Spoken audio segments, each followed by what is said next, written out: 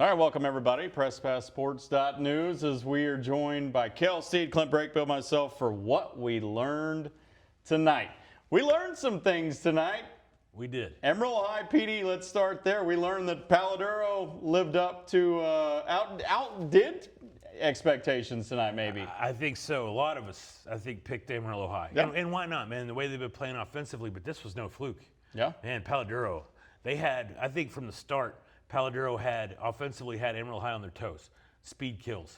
And I think that speed, 2 possessions is all Paladuro had in the first half, but scored 14 points. That second half shut Amarillo High down, held them to 67 yards. Now, granted, Austin Sluter was out, Oliver Parsons was out, but don't take away anything Paladuro did offensively, Clint. How good were they when it counted? And that, Deuce Reese, Darian Lewis, Raymond Johnson. Yeah, Kyron Brown. When it counted, they all delivered. And a bunch of different pieces and different looks they can give you offensively as well. They get into the red zone. We've talked about this. A nice little utility piece for them is, all right, Darian Lewis, step in here and you can run that power wildcat when you get down low. And Deuce Reese, I think, had one of his better performances so far. Deuce Reese is getting better by the week, and he plays a great spot in the safety. They rotate that safety position so well with Darian and with Deuce. And I want to talk about Vern Blair.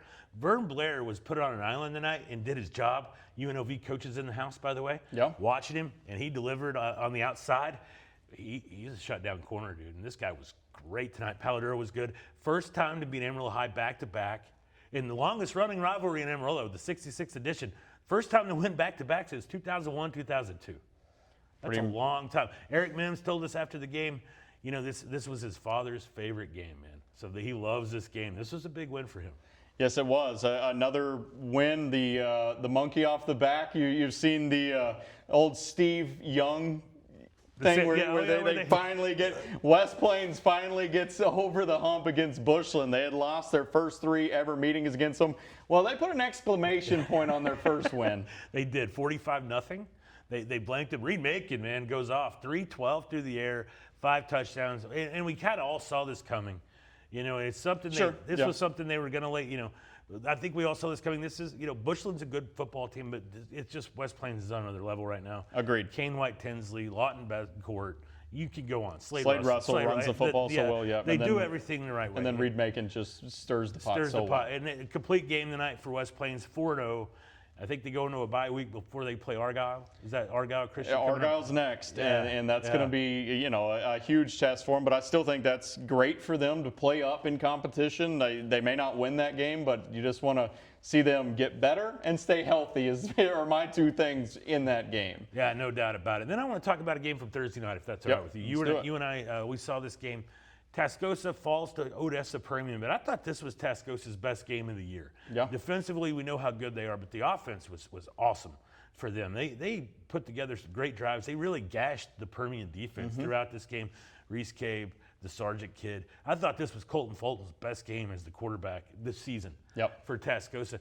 And they had a drive that went 70 yards in the fourth quarter. Now it resulted in a fumble where Permian was able to put them away. But you take away little mistakes. And this Tascosa team, I think, is this close to being really, really good. It seems like this Lubbock Cooper team is for real. They played right there with them. We got to win over Friendship tonight. And then we've seen now how good Paladuro can be. They blanked them. Now, that was week 1, and things have changed since then, but still, they blanked Paladuro. This is a Tascosa team that could be closer to the real deal and maybe makes a run at a district title this year. Yeah, no doubt about it, Clint. And that defense, I'm sure, is going to be a big part of why, and then a couple of other notes from around the area tonight. We still have some unbeaten teams. You want me to run through them real fast? Randall, West Plains, Canadian, which not expected. They rolled.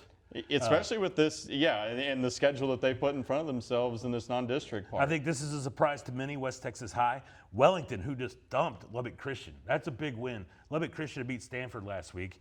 And then you have, in 6-man, Boys Ranch and Miami. So those are your unbeaten teams. How about the Rough Riders? 4-0. How about them, man? 0-4 last year?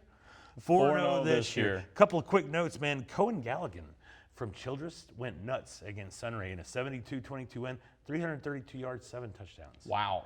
Just tonight, in one game, not for the season. They were in one game. I wish I had him on my fantasy football team. If I had a fantasy football player in high school, it'd be Cade Winters, though. The guy's always good for about 400 total yards, about 10 touchdowns. Max Preston agrees. Shaking his head, Totally agrees. Before we get out of here, one quick note. I want to say congratulations to the father of Aaron Dunham and Chad Dunham, the Emerald High coach and the Dunes coach. Scott Dunham, the father, was inducted, the first ever person inducted into the LaForce Hall of Fame, LaForce High School Hall of Fame on Thursday, and then on Saturday will be inducted into the OPSU, that's the Oklahoma Panhandle State Hall of Fame. Love That's it. awesome. Love it. You talk awesome, about a man. football family. It runs through their blood. It does, and it's pretty clear to see why, starting at the top there. Getting closer to district play. Next week. We have a lot of districts that will be jumping in next week. Looking forward to that. Kale, Steed, Clint, Brakebill. We'll see you back here. That's what we learned tonight.